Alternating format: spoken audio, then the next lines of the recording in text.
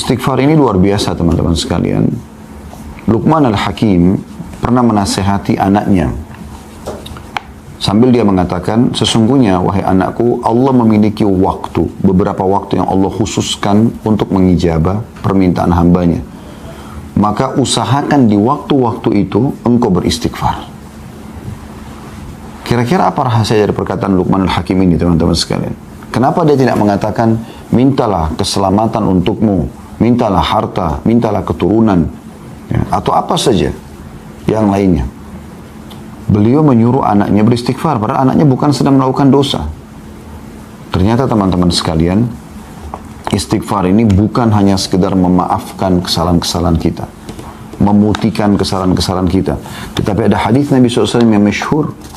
Sudah sering kita sampaikan hadis ini, dan ini hadis yang sahih, riwayatkan Bukhari. Kata Nabi SAW, man lazima istighfar, ja'alallahu lahu min kulli hammin faraja, wa min kulli diqin makhraja, wa razaqahu min haitsu la yahtasib. Ini faedah istighfar yang jarang orang renungi. Dia berpikir istighfar hanya mengampuni dosa saja. Perhatikan, barang siapa yang rutin beristighfar, ada dosa atau tidak ada dosa, ya, maka niscaya atau pasti Allah akan menjadikan untuknya kelapangan dari setiap kesedihan. Ada apapun yang dihadapi, maka akan selesai urusannya. Dan jalan keluar dari setiap kesempitan. Serta Allah akan memberikan rezeki dari arah yang tidak disangka-sangka. Ini luar biasa ini. Allah akan berikan solusi dari setiap kesedihannya, jalan keluar daripada setiap kesempitan, dan diberikan rezeki dari tempat tidak disangka-sangka. Oleh karena itu teman-teman sekalian, judul kita sangat tepat sekali, yaitu masalah berusahalah beristighfar. Jadi tidak harus istighfar itu pada saat punya dosa, ya. Dan kita sedang membahas sub daripada judul kita ini, berusaha untuk istighfar, tentang situasi dan kondisi untuk istighfar. Dan kita sudah menjelaskan di poin pertamanya, memang ketika melakukan dosa. Tapi kan ada poin-poin lain, walaupun tidak sedang melakukan dosa, dianjurkan selalu melazimkan atau merutinkan istighfar. Yang terakhir teman-teman sekalian yang kita bahas adalah beberapa dalil yang mulia. Kalau teman-teman yang pegang bukunya di halaman 75, ada Rasulullah SAW bersabda kepada Ummul Mukminin Aisyah radhiyallahu anha. Ini pengulangan ya, mereview apa yang terakhir kita pelajari. Ya Aisyatu, in kunti almamti bi dhanbin fastaghfirillah, fa inna at-taubata min adh-dhanbi nadamu wal istighfar. Wahai Aisyah, jika kamu telah melakukan dosa, maka mohon ampunlah kepada Allah, sebab sesungguhnya taubat dari dosa adalah penyesalan dan beristighfar. Hadis ini riwayat Ahmad. Pernah juga satu kali Aisyah berkata radhiyallahu anha, tentu tidak disebutkan dalam buku kita, ini tambahan saja. Dia mengatakan, pada saat saya melihat Rasulullah SAW lagi sangat nyaman, maka saya mengatakan, ya Rasulullah, berdoalah untukku. Maka kata Nabi SAW, ya Allah, ampunilah seluruh dosa Aisyah yang pernah dilakukan, yang lalu, dan yang akan datang. Apapun yang dia sembunyikan, apapun yang dia terang-terangkan. Maka Aisyah pun tersenyum, bahkan dia sempat tertawa gembira, sampai-sampai dia meletakkan dahinya di tanah. Maka Nabi SAW mengatakan, apa kau gembira dengan doaku? Kata Aisyah, tentu ya Rasulullah. Artinya doa Nabi diijabah. Dan belum Aisyah melakukan sudah dimaafkan. Itu permohonan suami yang saleh, seorang Nabi yang mulia, pimpinan adab untuk seorang wanita. Khusus lagi buat dia. Bagaimana kita tidak anggap ini sebuah doa yang mulia? Tapi apa perkataan Nabi SAW? Ketahuilah wahai Aisyah, doa yang sama aku ucapkan untuk seluruh umatku setiap kali aku sholat. Sallallahu alaihi wasallam. Ini kemuliaan yang luar biasa. Berarti walaupun Nabi SAW tidak bertemu dengan kita, beliau memohon kepada Allah agar dosa-dosa kita dimaafkan. Juga hadis yang terakhir yang sempat kita bahas teman-teman sekalian adalah tentang bahayanya dosa itu. Karena dia akan menjadi sebuah titik kelam dalam hati yang otomatis akan mengacaukan hati yang merupakan mahkota daripada tubuh kita. Hadis Nabi SAW di halaman 77 ya. atau di halaman 76. Innal abda idza akhta'a khati'atan nukitat fi qalbihi nuqtatun sauda fa idza huwa naza'a wastaghfara wa taba suqila qalbuhu wa in 'ada zida fiha hatta ta'lu 'ala qalbihi wa huwa ar-ranu alladhi dzakara Allah kalla barrana 'ala qulubihim ma kanu yaksibun. Sesungguhnya seorang hamba bila melakukan satu kesalahan atau dosa, maka dalam hatinya terbentuk satu bercak hitam. Jika dia meninggalkan kesalahannya, beristighfar, memohon maaf, dan bertaubat, janji sama Allah tidak mengulanginya, maka hatinya dibuat cemerlang kembali, cerah kembali, segar kembali. Jika dia kembali melakukan dosa, maka bercak hitam itu dibuat semakin bertambah sehingga menutupi hatinya. Dan itulah makna tafsir kata arran dalam firman Allah Subhanahu wa taala, kalla barrana ala qulubihim ma kanu yaksibun. Sekali-kali tidak, bahkan apa yang mereka kerjakan itu telah menutupi hati mereka, maksudnya dosanya. Ya. Dan ini sudah kita jelaskan panjang lebar pada pertemuan yang lalu. Kita lanjutkan dengan poin yang kedua, waktu-waktu yang dianjurkan beristighfar setelah poin pertama, yaitu melakukan dosa langsung istighfar. Yang kedua adalah setelah melaksanakan ketaatan. Rasulullah SAW bila selesai mengerjakan sholat, beliau beristighfar 3 kali dan mengucapkan Allahumma antas salam wa minkas salam tabarakta ya dzal jalali wal ikram. Beliau mengatakan astagfirullah, astagfirullah, astagfirullah pertama sekali begitu salam, agar kalau ada kesalahan dalam sholat dimaafkan oleh Allah. Lalu beliau mengatakan, ya Allah, engkaulah zat yang maha memberi keselamatan dan darimulah segala keselamatan. Maha suci engkau, wahai zat yang maha agung lagi maha mulia. Ini diriwayatkan Bukhari dan Muslim dan juga Imam Ahmad. Seusai menunaikan haji, Allah Subhanahu wa taala juga memerintahkan pada ibadah haji, ibadah yang mulia, tapi tetap diikuti dengan istighfar, orang itu melakukan dosa atau tidak. Dalam firman-Nya dalam surah Al-Baqarah ayat 199, Allah berfirman, A'udzu billahi minasyaitonir rajim, "Tsumma afidhu min haitsu afadha an-nasu wastaghfirullah, innallaha ghafurur rahim." Kemudian bertolaklah kalian dari tempat yang banyak orang bertolak, maksudnya dari Arafah di tanggal 9 Zulhijjah menuju ke Muzdalifah, dan mohonlah ampunan kepada Allah, sesungguhnya Allah Maha Pengampun lagi Maha Penyayang. Jadi puncak ibadah haji hari Arafah itu, tanggal 9 Zulhijjah. Dan justru pada saat itu Allah Subhanahu wa taala menyuruh istighfar. Saya juga pernah ingatkan ya, bagaimana Nabi Adam alaihissalam, bagaimana Nabi Yunus alaihissalam pada saat mereka melakukan pelanggaran yang sudah Allah gambarkan. Nabi Adam memakan dari pohon buah yang dilarang, kemudian Nabi Yunus meninggalkan kaumnya sebelum diizinkan, walaupun niatnya baik ingin mencari lokasi dakwah baru, tapi belum ada perintah dari Allah. Maka mereka bukan minta kepada Allah, bukan Nabi Adam minta agar dikembalikan ke surga, dikembalikan fasilitasnya, bukan juga Nabi Yunus minta dikembalikan kepada kaumnya. Keduanya langsung mengucapkan permohonan maaf kepada Allah. Nabi Adam AS mengatakan, Rabbana zalamna anfusana, ya Allah, kami telah menzalimi diri kami dengan pelanggaran ini. Wa in lam taghfir lana wa tarhamna lanakunanna minal khasirin. Kalau kau tidak maafkan kami, memaafkan kami, ya. Wa in lam taghfir lana wa tarhamna, dan kau kasihani kami, lanakunanna minal khasirin, kami pasti akan termasuk menjadi orang-orang yang rugi. Kemudian Nabi Yunus AS mengatakan apa? La ilaha illa anta subhanaka inni kuntu minadh dhalimin. Tidak ada Tuhan yang berhak disembah, tidak ada tempat saya bergantung, ya Allah, sesungguhnya aku termasuk orang-orang yang zalim, tapi aku mengakui kesalahanku.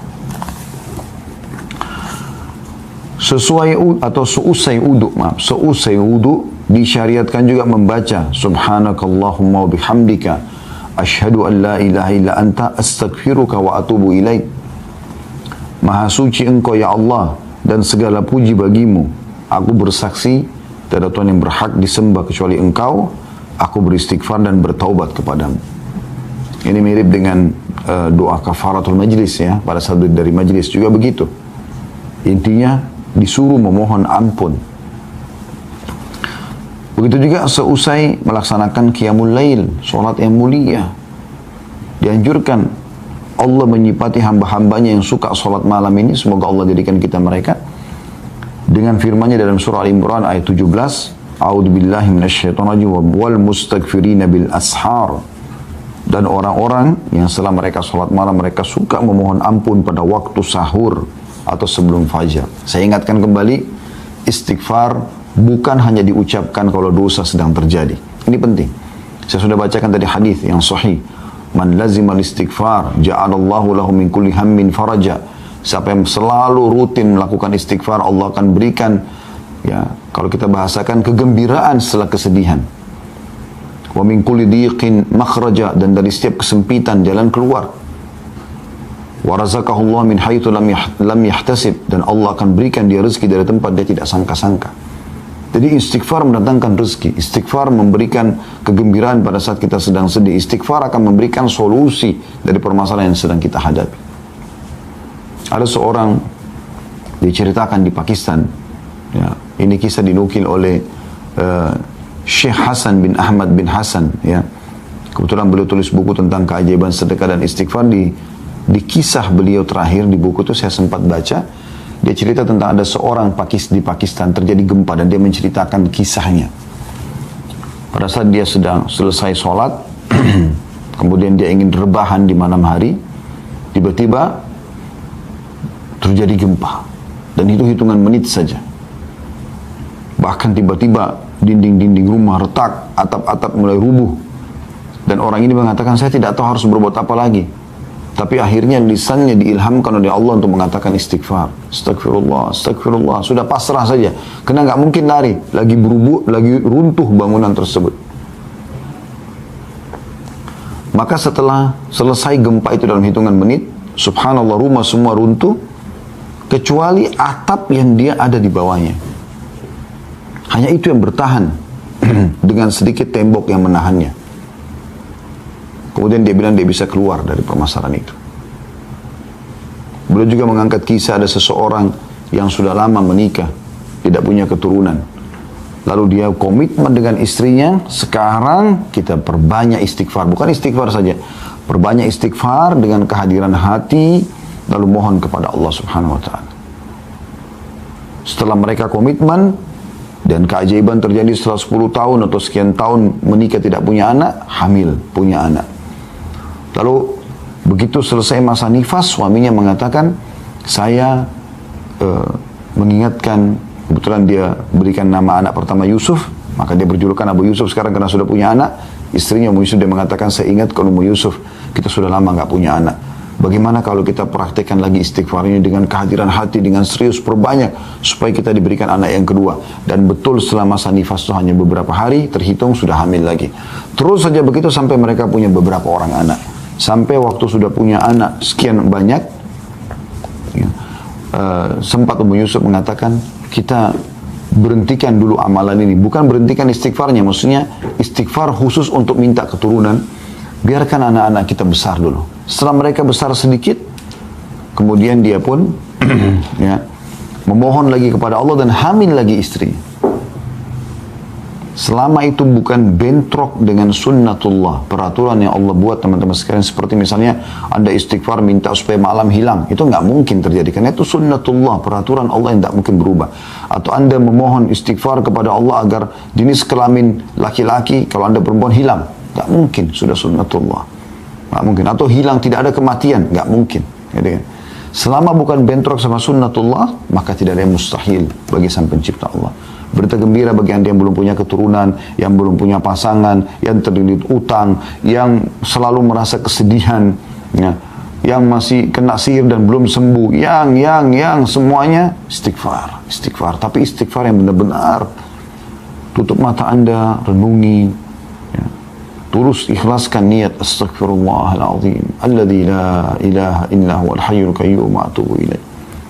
Saya pribadi teman-teman pernah duduk di Madinah pada saat kami mau ujian, itu saya duduk sambil coba baca pelajaran, belum faham-faham teman-teman.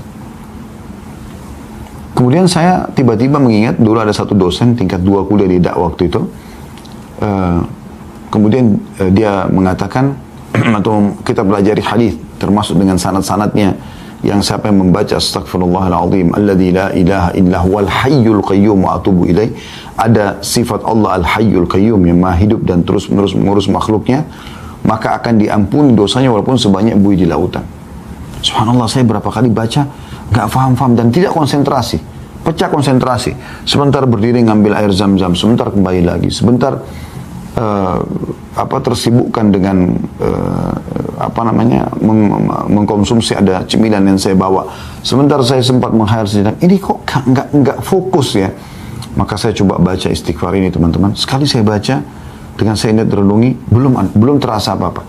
Tapi begitu saya ulangin 5, 6, 7 kali, tapi terus dengan tenang, dengan konsentrasi, beda sekali subhanallah. Saya merasa seperti ada semangat baru yang membuat akhirnya saya lebih semangat dan muncul tiba-tiba. Setelah itu saya baca, alhamdulillah saya faham pelajaran tersebut dan nilainya masya Allah tabarakallah, besoknya luar biasa, memuaskan gitu. Jadi ini luar biasa teman-teman sekalian. Jadi memang istighfar itu bukan hanya sekedar memaafkan, bukan hanya sekedar pengakuan penyesalan, permohonan maaf kepada Allah pada saat kita berdosa, tapi memang untuk memberikan solusi dari setiap permasalahan kita. Bahkan Nabi SAW mengatakan tadi, memberikan rezeki dari tempat tidak disangka-sangka. Ya. Kemudian beliau mengatakan juga Allah memerintahkan kepada nabinya Sallallahu Alaihi Wasallam, Nabi Muhammad SAW, di akhir dakwah beliau dalam menyebarkan agama Allah dan kesungguhan beliau di jalannya untuk beristighfar. Nabi Muhammad SAW sudah berdakwah, sudah dengan pengorbanan luar biasa, Allah tetap suruh ikutkan dengan istighfar. Jadi istighfar sekali lagi, saya ulangi, bukan hanya sekedar kalau kita berbuat dosa, tapi rutinkan, berusaha agar selalu istighfar setiap saat, karena manfaatnya besar sekali.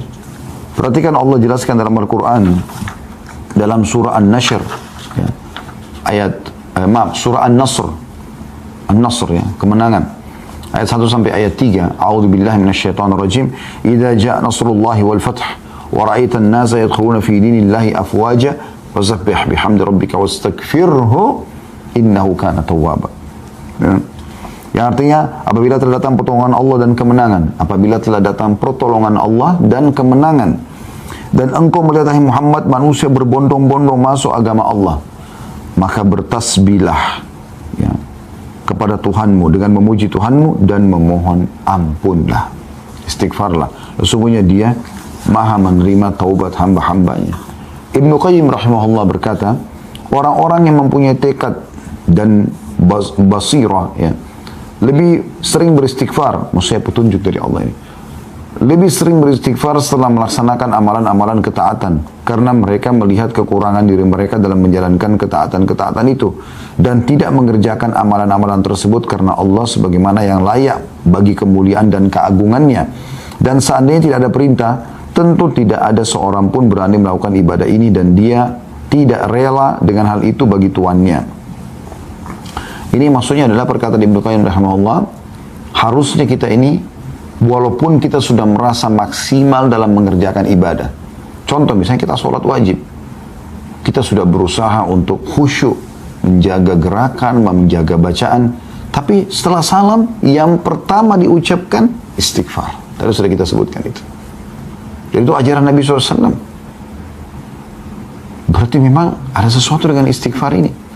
Tadi sudah kita sebutkan, setelah haji, setelah sholat malam, ya, semua disuruh istighfar. Bahkan Nabi SAW, tadi dalam surah An-Nashr kita baca, surah An-Nasr maaf, ya, kadang-kadang lisan kita ya, salah dalam mengucapkan, bukan disengaja ya.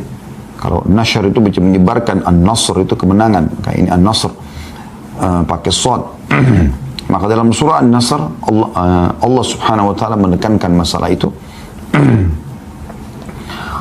Pada saat Nabi SAW berhasil menaklukkan kota Mekah, kemudian beliau setelah itu melaksanakan peperangan lanjutan, yaitu perang Hunain, dan mengalahkan suku Hawazim, suku yang besar setelah Quraisy. Maka dua suku besar di Jazirah Arab sudah takluk, bahkan panglima perangnya masuk Islam pada saat itu. Kemudian beliau menuju ke Tabuk, ya, menyerang wilayah Romawi. Setelah beliau pulang, bisa dikatakan hampir seluruh Jazirah Arab takluk kepada Nabi SAW. Maka pada saat itu manusia berbondong-bondong datang. Ada yang memang karena hatinya tersentuh mendapat hidayah Islam, ada yang takut kepada kaum muslimin. Maka manusia berbondong-bondong datang masuk Islam. Allah mengatakan, pada saat kemenangan Allah sudah datang, hai Muhammad, dan kau melihat manusia berbondong-bondong masuk ke agama Allah, maka bertasbihlah kepada Tuhanmu. Bilang subhanallah, maha suci Allah. Alhamdulillah, segala puji bagi Allah. Kemudian beristighfarlah. Wastaghfiruh. Nabi disuruh istighfar. Karena jangan sampai nanti ini bisa membuat riya, bisa membuat sombong. Istighfar membuat kita lebih merendah. Karena Allah maha menerima taubat hamba. Makanya Nabi Muhammad SAW pada saat masuk ke Mekah, beliau menundukkan kepalanya SAW yang mulia sampai terlihat seakan-akan batang leher beliau ini itu sama rata dengan bagian tengah kepalanya SAW, karena merendahnya kepada Allah Subhanahu wa taala. Yang ketiga, dalam zikir-zikir rutin harian, kata beliau, ini yang dianjurkan istighfar. Doa-doa sholat pada umumnya berisi istighfar. Misalnya dalam doa istiftah, di dalam dua sujud, kan itu doa iftitah misalnya, atau istiftah itu kan, Allahumma ba'id baini wa baina khatayaya, ya Allah jauhkan antara aku dengan dosaku, gitu kan. Itu termasuk memohon ampun. Di antara dua sujud, Rabbighfirli warhamni, Rabbighfirli, ya Allah ampunilah aku, warhamni, kasihanilah aku, dan seterusnya. Dalam ruku dan sujud ada subhanakallahumma bihamdika Allahumma gfirli. Ini salah satu doa ruku yang sama juga dengan doa sujud. Maha suci engkau ya Allah, ampunilah dosa-dosaku, gitu kan. Ketika Abu Bakar radhiyallahu anhu memohon atau meminta kepada Nabi SAW agar mengajarinya doa yang akan dia ucapkan dalam sholat khusus, Abu Bakar minta doa khusus, ya Rasulullah, saya minta doa khusus dari Anda, saya baca dalam sholat saya. Lalu Nabi SAW memerintahkan membaca Allahumma inni zalamtu nafsi zulman kathiran wa la yakfiru dhunuba illa ant faghfirli min indika warhamni innaka antal ghafurur rahim. Ya Allah, sungguhnya aku telah banyak berbuat kezaliman, dosa maksudnya, kepada diriku, dan tidak ada yang mengampuni dosa-dosa selain engkau. Maka ampunilah aku dengan ampunan dari sisimu, dan rahmatilah aku, sesungguhnya engkau maha pengampun lagi maha penyayang. Hadis riwayat Bukhari, Muslim, dan juga Ahmad. Artinya hadis ini hadis sahih. Padahal Abu Bakar waktu itu bukan sedang melakukan dosa. Beliau datang kepada Nabi SAW minta diajarkan doa khusus, dan doanya mengatakan Allahumma inni zalamtu nafsi zulman katsira. Ya Allah, aku telah menzalimi diriku dengan kezaliman yang banyak. Padahal Abu Bakar bukan radhiyallahu anhu melakukan dosa pada saat itu, ya. Demikianlah, kata beliau, Anda mengetahui bahwa tidak ada tempat pun yang di dalamnya disyariatkan berdoa dalam sholat, melainkan di dalamnya disyariatkan beristighfar. Dalam zikir-zikir pagi dan petang disyariatkan supaya berdoa dengan sayyidul istighfar, tuannya istighfar. Yang Anda sudah tahu tentu, Allahumma anta rabbi, sudah pernah kita bahas itu, ya. Ya Allah, engkau adalah penciptaku. Allahumma anta rabbi la ilaha illa anta khalaqtani, tidak ada Tuhan yang berhak disembah kecuali engkau telah menciptakan aku. Wa ana abduka, aku adalah hambamu. Wa ana ala ahdika, dan aku selalu sesuai dengan perjanjian denganmu. Wa wa'dika, dan janji-janjimu. Mastata'tu, semampuku. A'udzu bika min syarri ma sana'tu, aku berlindung kepadamu dari semua keburukan yang aku lakukan. Abu'u laka bi ni'matika alayya, aku mengakui semua nikmatmu padaku. Wa abu'u bi dzambi, dan aku akui semua dosa-dosaku. Faghfirli, maafkanlah aku. Fa innahu la yaghfiru dzunuba illa anta, karena tidak ada yang bisa mengampuni dosa kecuali engkau. Apa kata Nabi SAW? Anda kalau pegang bukunya di situ, hadis riwayat Bukhari dan juga Ahmad. Man qalaha minan nahari muqinan biha famata min yaumi qabla an yumsiha fahuwa min ahli jannah.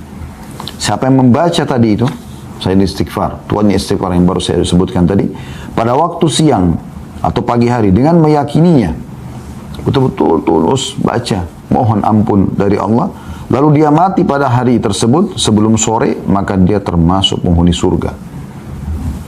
Lalu lanjutan hadisnya, wa man qala minal laili wa huwa muqinun biha famata qabla an yusbiha fa huwa min ahli jannah. Dan siapa yang mengucapkan ini di sore hari, di malam hari, atau di petang atau di malam hari, ya, dan dengan penuh keyakinan, maka dia mati sebelum pagi hari, dia termasuk ahli surga. Yang keempat, anjuran beliau mengatakan senantiasa beristighfar setiap saat. Inilah wirid rutin Nabi SAW, padahal beliau telah diampuni dosanya yang telah lalu dan akan datang. Dari Al-Aghar Al-Muzani radhiyallahu anhu, dia mengatakan bahwasanya Rasulullah SAW bersabda, innahu la yughanu ala qalbi wa inni la astaghfirullah fil yawmi 100 marrah. Sesungguhnya terkadang hatiku tertutupi oleh sesuatu, dan sungguhnya aku beristighfar kepada Allah dalam sehari 100 kali. Hadis ini riwayat Muslim. Jadi kalau Nabi SAW istighfar 100 kali, Anda bagaimana?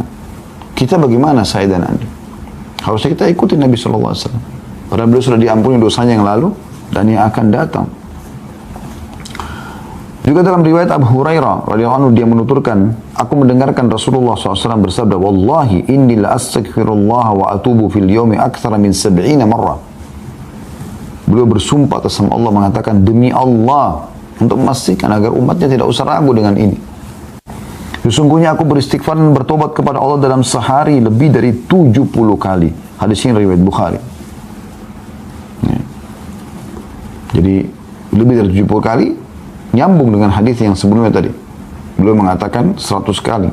Lebih dari 70 kan bisa 100. Dan disentuhkan sudah di hadis yang pertama tadi kalau 100 kali beliau membacanya. Dan Ibnu Umar meriwayatkan juga, dia menuturkan, inna kunna la na'uddu li Rasulillahi sallallahu alaihi wasallam fil majlisil wahidi 100 marrah rabbighfirli wa tub alayya innaka antat tawwabur rahim. Sesungguhnya kami biasa menghitung bahwa dalam satu majlis Rasulullah SAW mengucapkan doa ini 100 kali. Wahai Tuhanku, ampunilah aku dan terimalah taubatku. Sesungguhnya Engkau Maha Penerima taubat lagi Maha Penyayang. Hadis ini riwayat Abu Dawud, Tirmidzi, dan dikatakan hadisnya hasan sahih. Rabbighfirli wa tub alayya innaka antat tawwabur rahim. Nabi SAW membacanya dalam satu majlis 100 kali. Dari riwayat ini kita bisa lihat bahwasanya bukan berarti angka istighfar dipatok 100 kali. Tapi bisa bermakna bahwasanya Nabi SAW di setiap kali kesempatan membaca minimal 100 kali. Atau membaca 100 kali istighfar. Ya. Artinya dalam sehari bisa lebih daripada itu. Maka boleh orang seperti dulu kita berusaha selalu istighfar setiap saat. Pokoknya jangan diam teman-teman sekalian. Diam Anda itu zikrullah, berdoa, ya. Memuji Allah kah, bertakbir kah, bertahlil kah, beristighfar kah, terus. Dalam banyak doa yang diucapkan oleh Nabi SAW, beliau senantiasa memohon ampun kepada Allah. Seperti misalnya dari Aisyah radhiyallahu anha, beliau berkata, ma sallan nabiyyu sallallahu alaihi wasallam salatan ba'da an nazalat alaihi idza jaa nasrullah wal fathu illa yaqulu fiha subhanaka rabbana wa bihamdika allahumma ighfirli. Tidaklah Nabi SAW melaksanakan solat setelah turunnya ayat surah An-Nasr tadi ya.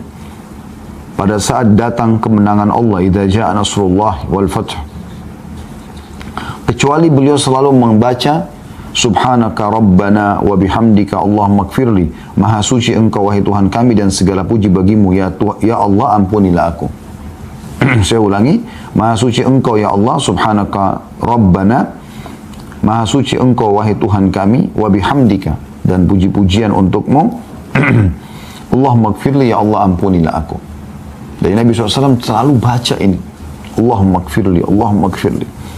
Dari Abu Musa radhiyallahu anhu dari Nabi SAW bahwa beliau juga pernah berdoa dengan doa ini, Rabbighfirli khati'ati wa jahli, Rabbighfirli khati'ati wa jahli wa israfi fi amri kulli wa ma anta a'lamu bihi minni, Allahumma ighfirli khatayaya wa amdi wa jahli wa hazli wa kulla dhalika indi, Allahumma ighfirli ma qaddamtu wa ma akhartu wa ma asrartu wa ma alantu, antal muqaddimu wa antal muakhiru wa anta ala kulli syai'in qadir.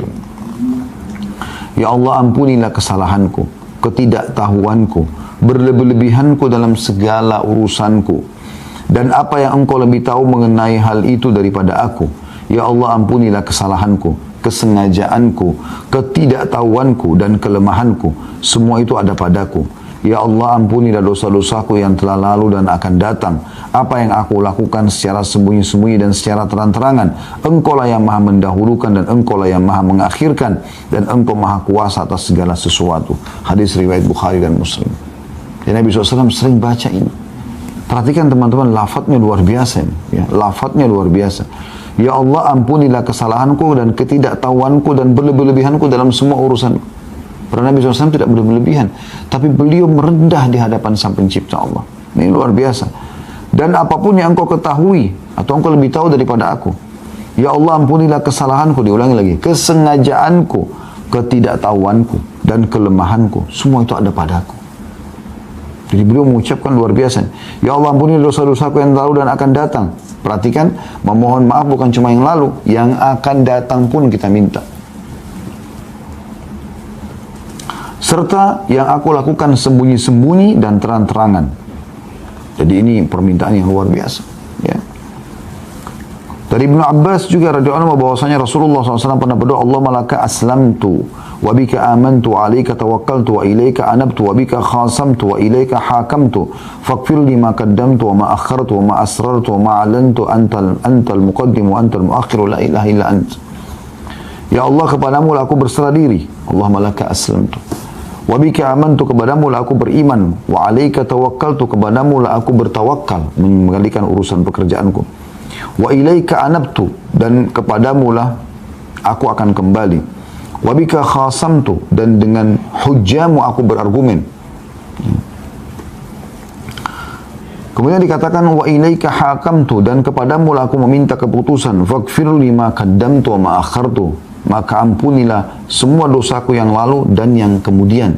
Ya, perhatikan selalu diikuti dengan yang akan datang. Ya. Wa ma asrartu wa ma alantu, dan apapun yang aku rahasiakan dan aku tampakkan.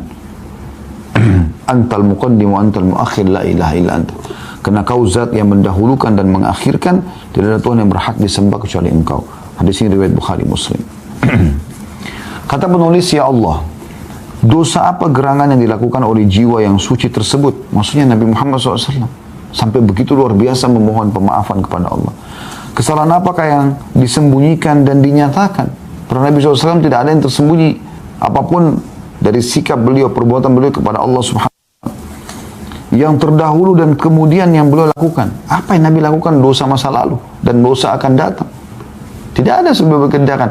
Tapi beliau ingin mendekankan kerendahannya kepada Allah Subhanahu wa Ta'ala. Dia hamba yang dia ingin menekankan pada umatnya, aku saja begini, bagaimana kalian? Kata penulis, jika Nabi SAW yang telah diampuni dosa-dosanya yang terdahulu dan yang kemudian atau terkemudian, tinggi sebutan beliau dan tinggi derajat beliau, beristighfar kepada Allah dalam sehari 100 kali, bahkan dalam satu majlis 100 kali.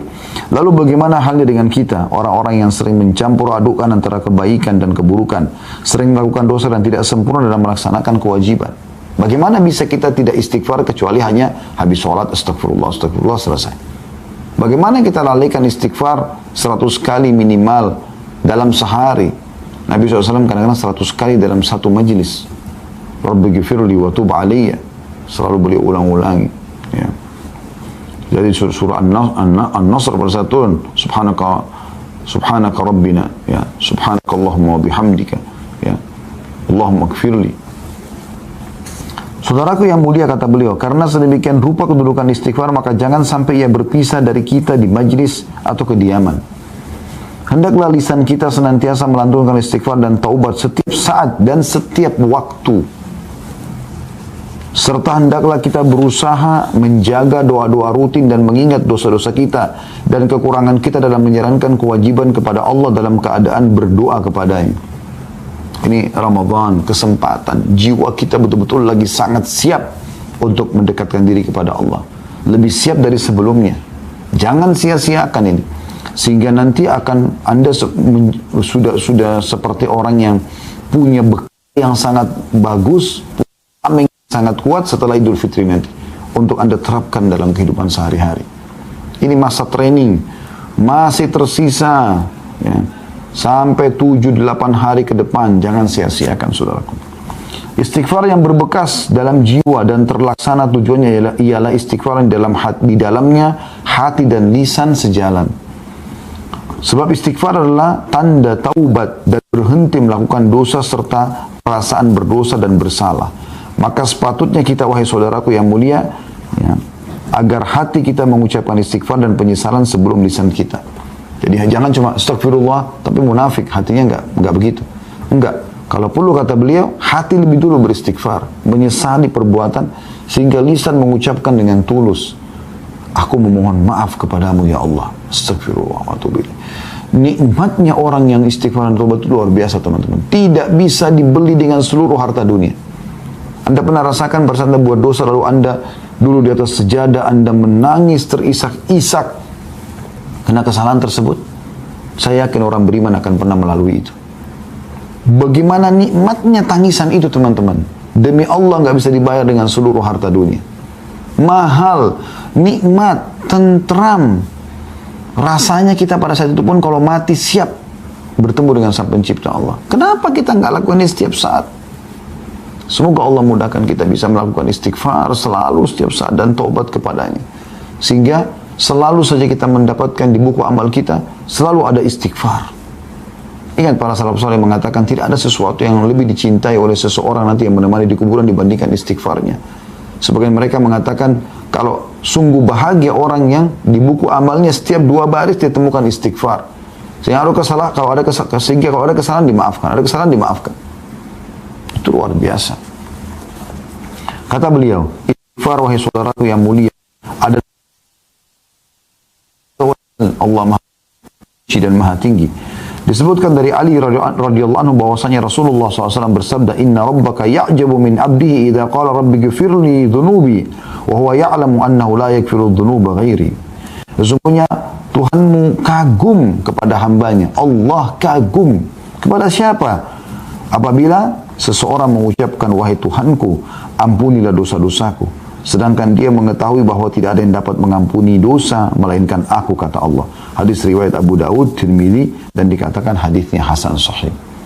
Allah kagum kepada kita. Siapa kita ini mau dikagumi oleh Allah? Kalau kita dikagumi oleh seseorang saja sosok mungkin yang juga punya nama, kita sudah sangat bangga luar biasa. Kalau nama Anda disebutkan di medsos oleh seseorang, Anda pasti bangga. Apalagi orang itu kalau terkenal. Bagaimana dengan Sang Pencipta Allah kagum?